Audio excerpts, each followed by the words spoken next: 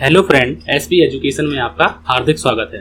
आज की क्लास में हम लोग बात करने वाले हैं व्यावसायिक संगठन की। अब व्यावसायिक संगठन जो पार्ट है, अगर हम लोग बात करते हैं तो ये टीजीटी में भी काम आएगा आप लोगों का, अगर डिटेल में करनी है पीजीटी में भी काम में आएगा। और मेन बात अगर हम लोग करते हैं तो मैंने बीकॉम फर्स्ट सेमेस्टर की जो क्लासें हैं उनको चालू रखने के लिए, और जैसा कि मैंने आप लोगों से बोला हुआ है कि हम लोग इस चैनल पर बीकॉम की सभी सेमेस्टर की क्लासों को करने वाले हैं, तो इसीलिए मैंने ये क्लास चालू की है। इसमें हम लोगों ने लगभग 8 क्लासें चालू मतलब कि हो चुकी हैं। ये हम लोगों की 7 क्लासें हो चुकी हैं, ये हम लोगों की 8वीं क्लास है। ये किस सेमेस्टर के बच्चों के लिए काम आने वाली है, तो ये फर्स्ट सेमेस्टर के बच्चों के लिए काम आने वाली है। हम लोग 5th सेमेस्टर की बात करें तो 5th सेमेस्टर में कॉर्पोरेट अकाउंटिंग है, वो मैंने चालू कर मतलब कि वो पढ़ा रहा हूँ आप लोगों को।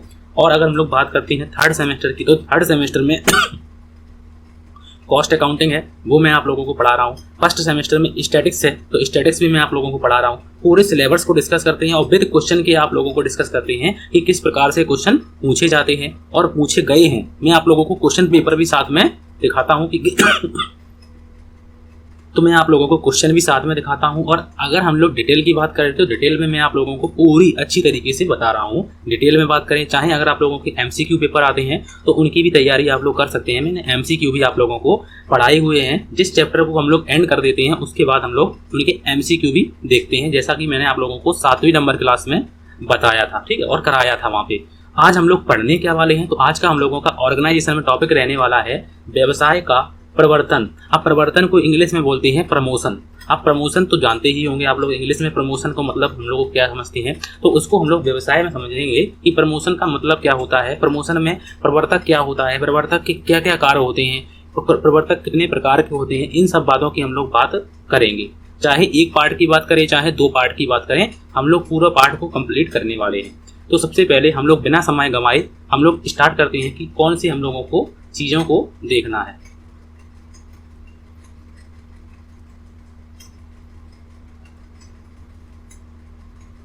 सबसे पहले आपकी स्क्रीन पर लिखा हुआ है, अगर हम लोग बात करते हैं तो स्क्रीन पर लिखा हुआ है कि व्यवसाय का प्रवर्तन। अब व्यवसाय का प्रवर्तन की बात करते हैं तो व्यवसाय का प्रवर्तन जो है तो उसके बारे में हम लोग जानते हैं कि व्यवसाय का प्रवर्तन का मतलब होता है प्रमोशन ऑफ बिजनेस। इसके बारे में हम लोग अच्छी तरीके से समझते हैं कि किस प्रकार से हम लोग इसको समझेंगे। सबसे पहले लिखा हुआ है कि व्यवसाय का अर्थ मतलब व्यवसाय प्रवर्तन का जो है अर्थ, इसके बारे में जानेंगे कि प्रवर्तन का मतलब क्या होता है। प्रवर्तन का मतलब अगर मैं आप लोगों को एक भाषा में बताना चाहूँ तो प्रवर्तन का मतलब जो होता है वो शुरुआत की, जब हम लोग किसी कार्य को करते हैं तो शुरुआत में जो बातें आती हैं, ठीक है, जैसे बिजनेस किसका करना चाहते हैं, बिजनेस के लिए पूंजी कितनी लगानी होगी, बिजनेस कहाँ पर इस्टेब्लिश करना होगा, ये सभी बातें जो होती हैं वो सारी की सारी किसमें होती हैं, वो सारी की सारी बातें प्रवर्तन में होती हैं। तो ये सब बातें सोचता कौन है, तो जो स्वामी होता है तो वो सोचता है। अब यहाँ पर स्वामी को क्या कहते हैं, तो इन बातों को हम लोग करने वाले हैं, ठीक है। तो मैं अच्छी तरीके से आप लोगों को पढ़ाने की पूरी कोशिश करने वाला हूँ। सबसे पहले लिखा हुआ है, सबसे पहले अर्थ की बात करते हैं, और अर्थ में लिखा हुआ है सबसे पहले किसी व्यक्ति के मस्तिष्क में, सबसे पहले किसी व्यक्ति के, ये अथवा यहाँ पे हम लोग हटा देंगे, सबसे पहले किसी व्यक्ति के मस्तिष्क में किसी व्यवसाय के संबंध में विचार उत्पन्न होते हैं या फिर हों। तत्पश्चात इस विचार के आधार पर व्यवसाय की स्थापना के लिए कुछ प्रारंभिक कार्यों को पूरा करना पड़ता है। मतलब अगर हम लोगों को मान लो कोई कोचिंग खोलनी है तो आप लोग कहेंगे कि कोचिंग खोलने से पहले कुछ प्रारंभिक कार्य होते हैं, तो उनको करना पड़ेगा आप लोगों को, ठीक है। तो यह विचार जो है, यह विचार वस्तुओं या सेवाओं के क्रय विक्रय संबंधी हो सकता है या वस्तुओं के उत्पादन के लिए हो सकता है, नवीन कारखाना स्थापित करने के संबंध में हो सकता है, विचार अगर हम लोग बात करते हैं, अथवा किसी विद्यमान व्यवसाय को खरीदने से संबंधित हो सकता है। मतलब अगर हम लोग बात करते हैं तो किसी व्यक्ति के मस्तिष्क में अगर व्यवसाय के संबंध में अगर कोई बात दिमाग में आई है या फिर कोई बात विचार किया है तो वो सबसे पहले उनके प्रारंभिक कार्य करेगा। प्रारंभिक कार्यों को पूरा करना पड़ता है। अब वो कार्य कौन से होते हैं, तो या तो वो कोई ऐसा व्यवसाय करना चाहता है जिसमें क्रय विक्रय करना चाहता होगा, ठीक है, या फिर वस्तुओं को बनाना चाहता होगा, या फिर किसी ऐसे व्यवसाय को खरीदना चाहता होगा जो पहले से ही बना हुआ है।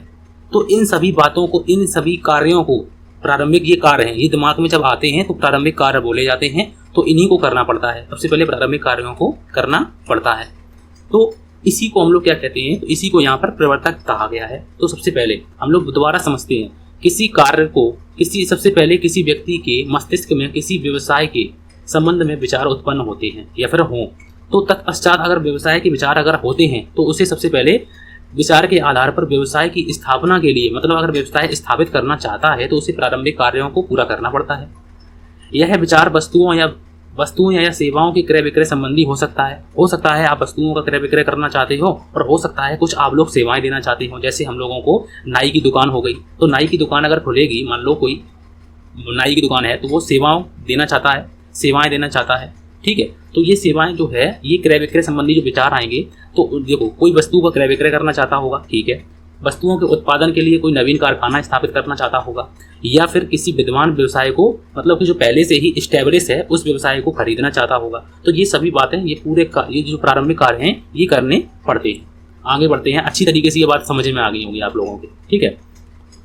अतः व्यवसाय की स्थापना करने से पहले सबसे पहले हम लोगों को यह नितांत आवश्यक है, यह फिर अत्यंत आवश्यक है कि विचार की उपयोगिता, मतलब कि अगर हम लोग जो विचार बना रहे हैं वो कितने उपयोगी हैं हम लोगों के लिए, उनको देखना चाहिए, क्रियात्मक रूप से सोचना चाहिए, एवं आर्थिक औचित्य की पूर्ण जांच की जानी चाहिए। मतलब आर्थिक औचित्य का मतलब होता है कि जो व्यवसाय हम चुनना चाहते हैं, जो व्यवसाय हम करना चाहते हैं, उसके लिए हमारे पास पैसा है या नहीं है, कि उसकी पूर्ण रूप से जांच करनी चाहिए। ये नहीं है कि मान लो व्यवसाय तो करना चाहते हैं या फिर व्यवसाय तो कर लिया, अब पैसा नहीं है।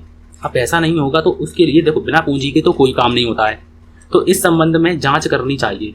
अब जांच करनी चाहिए कि व्यवसाय का क्षेत्र क्या होगा, आवश्यक सामग्री क्या क्या होगी, श्रम, मशीनें, भूमि, भवन एवं अन्य सुविधाएं, जल आपूर्ति कैसे प्राप्त होगी हम लोगों को, प्रबंध व्यवसाय को क्या होगी, कितनी पूंजी की आवश्यकता होगी, अतः किस प्रकार से हम लोग पूंजी जुटाएंगे, खुद की पूंजी रहेगी या फिर बाहर अंशधारियों से, मतलब कि पब्लिक से खरीदेंगे।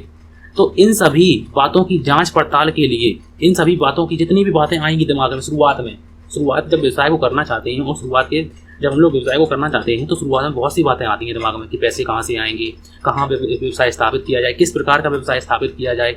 तो इन सभी बातों को जो हम लोगों को शुरुआत में दिमाग में बातें आती हैं, तो उन बातों की जांच पड़ताल के लिए अनुभवी एवं दक्ष विशेषज्ञों की सलाह एवं सेवाओं भी प्राप्त की जा सकती हैं। अब हमें इन सभी बातों के लिए क्या होना चाहिए कि एक अनुभवी और दक्ष विशेषज्ञों की सलाह लेनी चाहिए, और इसके अतिरिक्त इस बात पर भी विचार करना होगा कि व्यवसाय की स्थापना के संबंध में क्या क्या वैधानिक कार्रवाइयाँ करनी होंगी। व्यवसाय के निर्माण संबंधी इन कार्यों को ही प्रवर्तन कहा जाता है। मतलब मैंने आप लोगों को जब स्टार्टिंग में ही मैंने बता दिया था कि व्यवसाय को, अगर हम लोग कोई व्यवसाय या कोई कोचिंग या फिर कोई नया काम करना चाहते हैं, ठीक है, तो अगर कोई नया काम करना चाहते हैं तो उसके लिए हमारे पास सबसे पहले कुछ बातें आती हैं दिमाग में, या फिर कुछ कार्यों को हमें करना पड़ता है जिन्हें हम प्रारंभिक कार्य कहते हैं। अब प्रारंभिक कार्य करने के लिए हम लोगों को लोगों से अनुभव लेने पड़ते हैं कि आप लोगों ने ये कैसे किया। तो जो अनुभव हम लेते हैं या फिर जो कार्य हम शुरुआत में व्यवसाय के निर्माण के लिए जो कार्य हम करते हैं, उनको हम लोग क्या कहते हैं, उन्हीं को हम लोग परिवर्तन कहते हैं या फिर उनको कहते हैं प्रमोशन।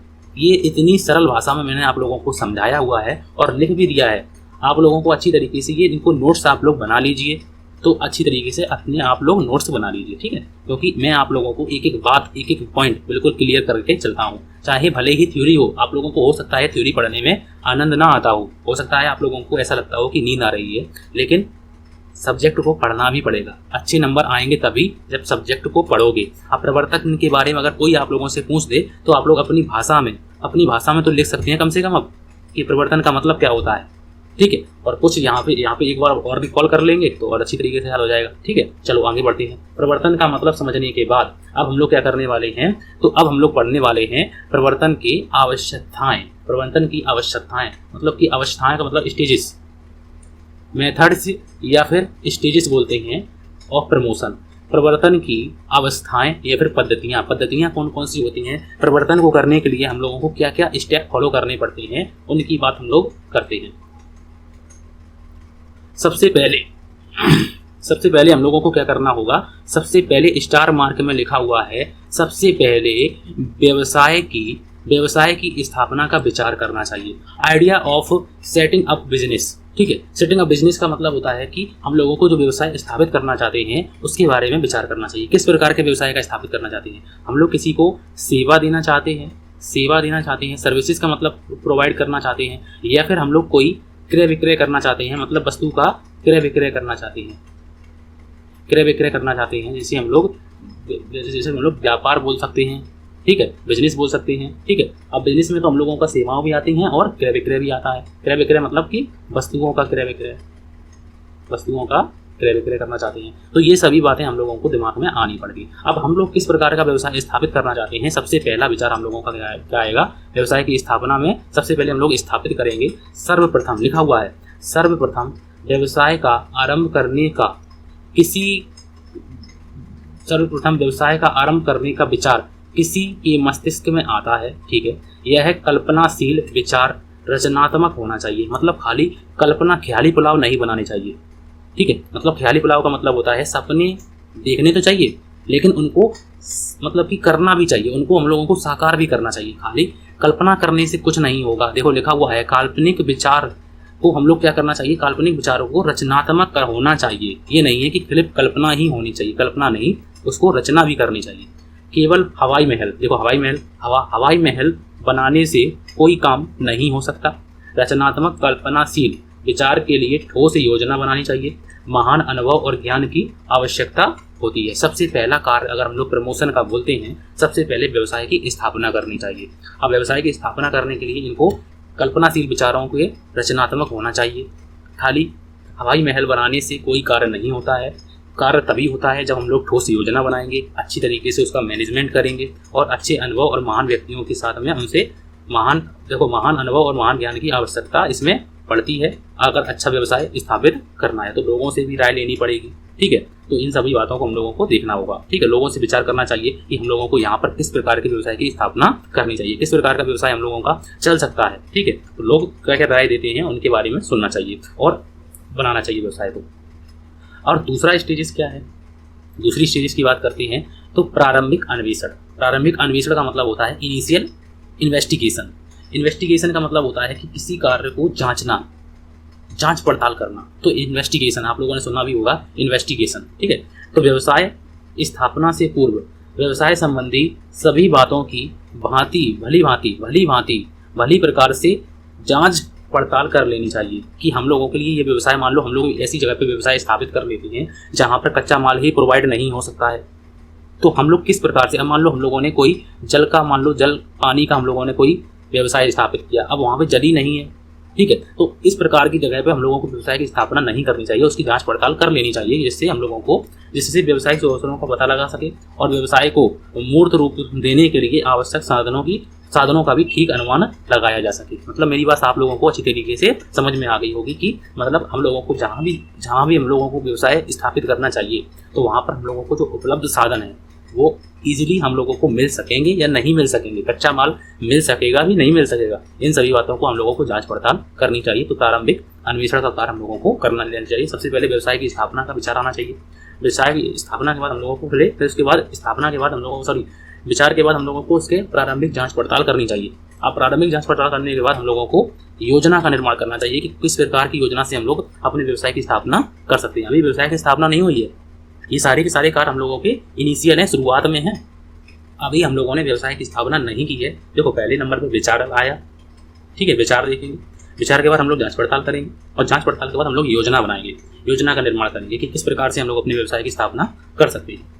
योजनाबद्ध, अगर योजना बनाओगे, कोई काम है, मान लो आप लोगों को बीकॉम में अच्छे परसेंटेज से पास होना है, तो इसकी भी हम लोगों को योजना बनानी पड़ेगी, इसकी भी योजना बनानी पड़ेगी। तो ठीक उसी प्रकार से अगर व्यवसाय स्थापित करना चाहते हैं तो उसकी भी योजना बनानी पड़ेगी। तो योजनाबद्ध जो कार्य होता है वो सफलता के लिए आवश्यक है। अतः व्यवसाय प्रारंभ करने से पूर्व उसकी योजना बना लेनी चाहिए जिससे व्यवसाय संबंधी सारी बातों का ज्ञान हो सके। बिना योजना के व्यवसाय आरंभ करना अंधेरे में कूदने के समान होगा।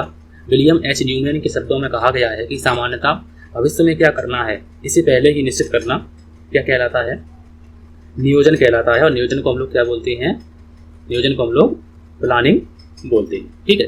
तो मैंने आप लोगों को बताया हुआ है, ठीक है। थोड़ी सी तबीयत ठीक नहीं है आप लोगों की, मेरी तबीयत ठीक नहीं है, तो मैं थोड़ी सी आप लोगों को, लेकिन फिर भी आप लोगों की क्लास ले रहा हूँ इसीलिए कि बच्चों का नुकसान नहीं होना चाहिए, ठीक है। तो और जो लास्ट हम लोगों का अगर हम लोग स्टेजेस देखते हैं तो लास्ट स्टेजेस में लिखा हुआ है कि पूंजी एवं अन्य साधनों को जुटाना। पूंजी एवं अन्य साधनों को जुटाना, प्रत्येक व्यवसाय को प्रारंभ करने से पूर्व उसके लिए पर्याप्त पूंजी की आवश्यकता पर विचार करना चाहिए। देखो हाँ, एक बात और है, एक बात मेरी और सुन लीजिए आप लोग, फिर कोई दिक्कत नहीं है। देखो सबसे पहले मैंने आप लोगों को बताया हुआ है, सबसे पहले हम लोग विचार करेंगे। ये किसका विचार होगा? तो ये होगा व्यवसाय की स्थापना का विचार आएगा। ठीक, हम लोग किस प्रकार का व्यवसाय स्थापित करना चाहते हैं। दूसरा कार्य होगा हम लोगों का, तो दूसरा कार्य होगा हम लोग जांच पड़ताल करेंगे। जांच पड़ताल करेंगे। अब जांच पड़ताल करने के बाद हम लोग क्या करेंगे? तो जांच पड़ताल करने के बाद हम लोग योजना बनाएंगे, योजना का निर्माण करेंगे। कोई कार्य करना चाहिए तो बिना योजना के नहीं करना चाहिए। और लास्ट में करेंगे, सबसे पहले हम लोग देखेंगे पूंजी। अपनी पूंजी को भी ध्यान में रखेंगे, क्योंकि जिस प्रकार का हम लोगों को व्यवसाय बनाना है, चाहे एकाकी व्यवसाय हो, चाहे साझेदारी हो, चाहे हम लोगों का कंपनी है, तो प्रत्येक काम के लिए हम लोगों को पूंजी की आवश्यकता तो पड़ती ही है। तो प्रत्येक व्यवसाय को प्रारंभ करने से पूर्व उसके लिए पर्याप्त पूंजी की आवश्यकता पर विचार करना चाहिए। बिना धन के कोई भी व्यवसाय आरंभ जो लिखा हुआ है, आरंभ नहीं किया जा सकता। कितना ही छोटे से छोटा व्यवसाय हो, कुछ ना कुछ पूंजी की आवश्यकता जरूर होती है। तो अतः यह स्पष्ट है कि ये बातें जो हैं, अतः यह स्पष्ट है कि पूंजी के बिना व्यवसाय की कल्पना ही नहीं की जा सकती। व्यवसाय आरंभ करने से पूर्व व्यवस्थापक को यह देख लेना चाहिए कि व्यवसाय के परिचालन मतलब कि ऑपरेटिंग के लिए पर्याप्त पूंजी उपलब्ध है या नहीं है। अगर नहीं है तो उस प्रकार का व्यवसाय नहीं बनाना चाहिए। ठीक है, तो इतना हम लोगों ने क्या क्या जाना, सिर्फ थोड़ी सी बातों को जाना। सबसे पहले हम लोगों ने परिवर्तन का अर्थ को जाना। अर्थ मैंने आप लोगों को अच्छी तरीके से बताया हुआ है। अगर आप लोगों को नहीं समझ में आया है तो आप लोग दोबारा देखिए, आप लोगों को पक्का समझ में आएगा। ठीक है, दूसरा हम लोगों ने बताया कि परिवर्तन की कौन कौन सी अवस्थाएं होती हैं। फिर उसके बाद हम लोग बात करने वाले हैं। इतना करने के बाद हम लोग क्वेश्चन को भी देख लेते हैं कि क्वेश्चन मैंने आप लोगों को बताया हुआ था। देखो एक क्वेश्चन यहाँ पे दिया है, एक सेकेंड।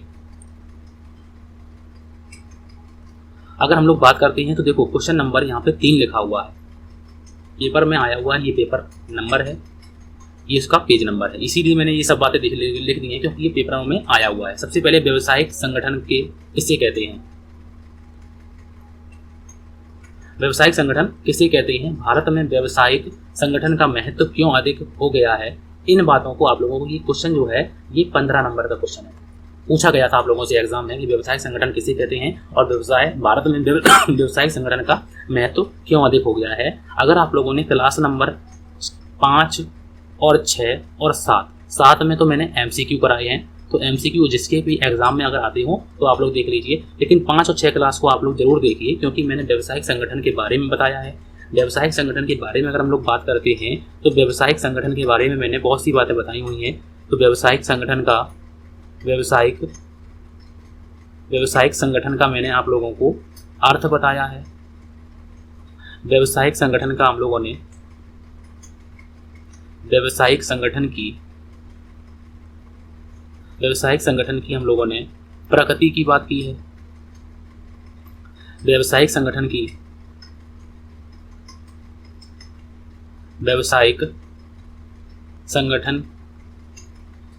के महत्व पर बात की हम लोगों ने। ठीक है, तो ये सारी बातें मैंने आप लोगों को अच्छी तरीके से बताई हुई हैं, तो इनको आप लोग जरूर देखिए, क्योंकि यहाँ से क्वेश्चन पूछे गए हैं कि किस प्रकार से व्यवसायिक संगठन के उद्देश्य के बारे में भी मैंने आप लोगों को अच्छी तरीके से बताया हुआ है। और मैंने आप लोगों को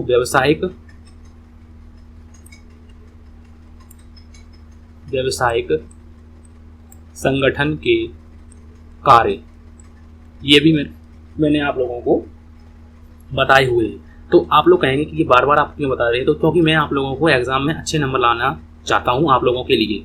आप लोग अगर अच्छे नंबर लाएंगे तो मैं ये सोचूंगा कि मेरी कुछ तो मेहनत रंग लाई। ठीक है, तो ये देखो मैंने क्वेश्चन भी आप लोगों को दिखा दिया और क्वेश्चन पेपर भी दिखा दिया कि किस प्रकार से क्वेश्चन पूछे गए हैं। अब अगर हम लोग बात करते हैं क्वेश्चन नंबर 4 की, अगर 4 क्वेश्चन को ध्यान से देखिए, इसमें पूछा गया है प्रवर्तक से आशय क्या आशय है, प्रवर्तक से आशय क्या है और इसके विभिन्न प्रकार समझाइए तथा इसके कार्यों की भी विवेचना कीजिए। तो मैं आप लोगों को आज की क्लास में कराने वाला हूँ प्रवर्तक का आशय, और प्रवर्तक का आशय करने के बाद हम लोग और भी बातें जानेंगे, प्रवर्तक के प्रकार की बातें और उनके कार्यों की बातें हम लोग नेक्स्ट क्लास में जानने वाले हैं। पार्ट 2 में हम लोग जानने वाले हैं, क्योंकि ये क्लास आप लोगों की बहुत बड़ी हो जाएगी। ठीक है, तो हम लोग अब बिना समय गंवाए हम लोग स्टार्ट करते हैं, क्योंकि देखो मैंने क्वेश्चन पहले ही दिखा दिया। ये भी क्वेश्चन आप लोगों को कितने नंबर का आया था, तो ये भी क्वेश्चन आप लोगों का 15 नंबर का क्वेश्चन आप लोगों से पूछा गया था। What is a meaning of the promoters, promoter क्या होते हैं, explain its various types and function, मतलब इनके टाइप बैरियर टाइप कौन कौन से होते हैं, तो वो भी मैं आप लोगों को बताऊंगा।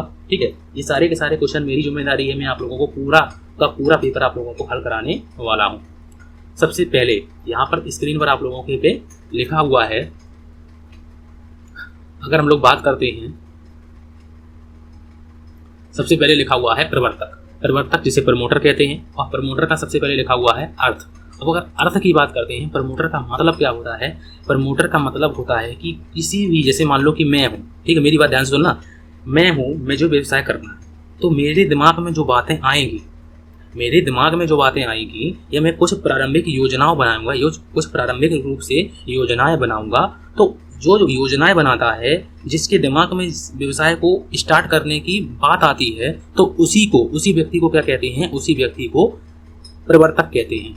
उसी व्यक्ति को क्या कहते हैं, तो उसी व्यक्ति को प्रवर्तक कहते हैं। तो जो व्यक्ति किसी कंपनी के निर्माण के लिए आवश्यक साधनों को जुटाकर उसे कार्य रूप में परिणत करने की प्रारंभिक योजना बनाता है तथा उस कंपनी की वैधानिक अस्तित्व दिलाता है, वैधानिक मतलब अस्तित्व दिलाता है, तो वह व्यक्ति उस कंपनी का क्या होता है, तो वह व्यक्ति उस कंपनी का प्रवर्तक कहलाता है। कंपनी का प्रवर्तक एक अथवा अनेक व्यक्ति हो सकते हैं, क्योंकि एक कंपनी अगर बनानी है, अगर मान लो छोटे से व्यवसाय की बात करें तो व्यवसाय में तो एक व्यक्ति ही काफ़ी है, लेकिन कंपनी की अगर हम लोग बात करते हैं तो 2-4 लोगों के में दिमाग में आइडिया आता है। लेकिन बहुत सी ऐसे भी लोग हैं जिनका एक अकेला दिमाग है और अकेले दिमाग ने बहुत बड़ी कंपनी क्रिएट की हुई है, बहुत से लोगों ने, ऐसे बहुत से लोग हैं, बहुत से एग्जाम्पल हैं। ठीक है, कंपनी का जो प्रवर्तक है एक व्यक्ति भी हो सकता है, बहुत से ऐसी कंपनियां हैं जिनके एक ही प्रवर्तक है, प्रमोटर है, अथवा अनेक व्यक्ति भी हो सकते हैं।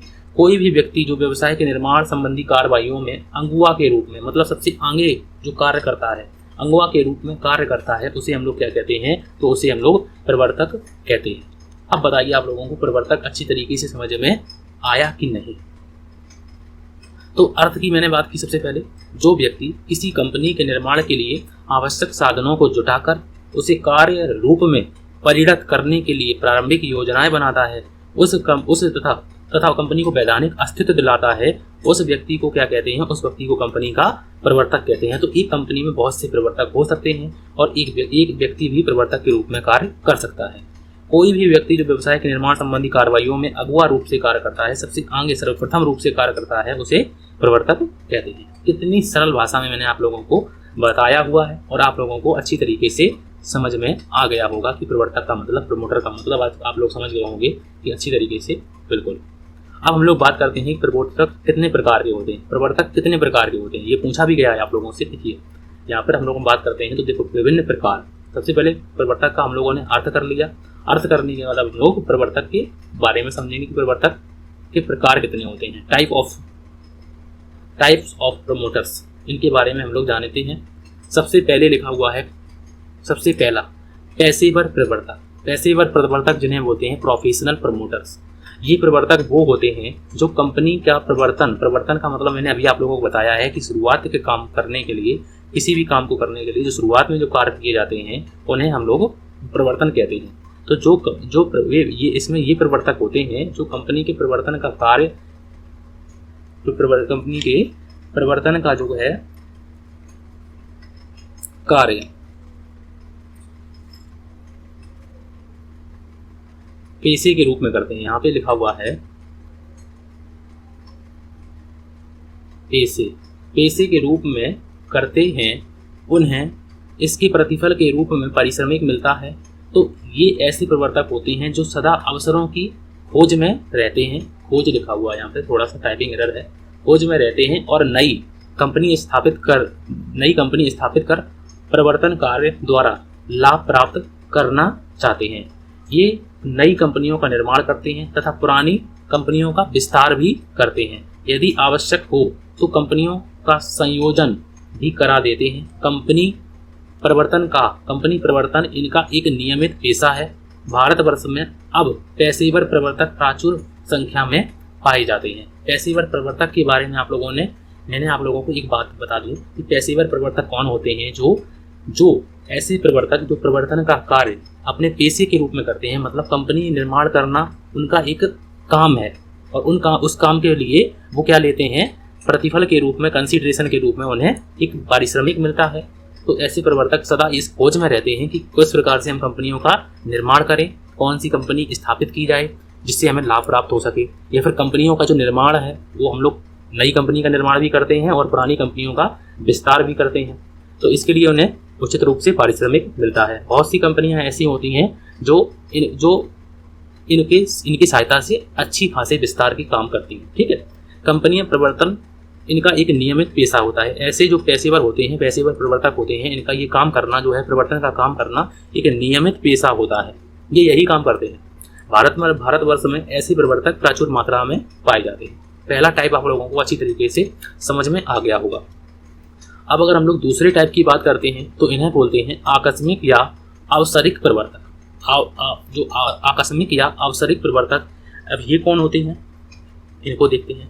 तो ये प्रवर्तक होते हैं जिनका मुख्य व्यवसाय तो कोई और होता है, परंतु उसके साथ साथ कभी कभी अवसर प्राप्त होने पर प्रवर्तक के रूप में कार्य करते हैं। मतलब ये वो प्रवर्तक होते हैं जो प्रवर्तक का कार्य तो डेली के डेली नहीं करते हैं, मतलब इनका काम दूसरा होता है, लेकिन ये कभी कभी अवसर प्राप्त होने पर प्रवर्तक के रूप में कार्य भी करते हैं।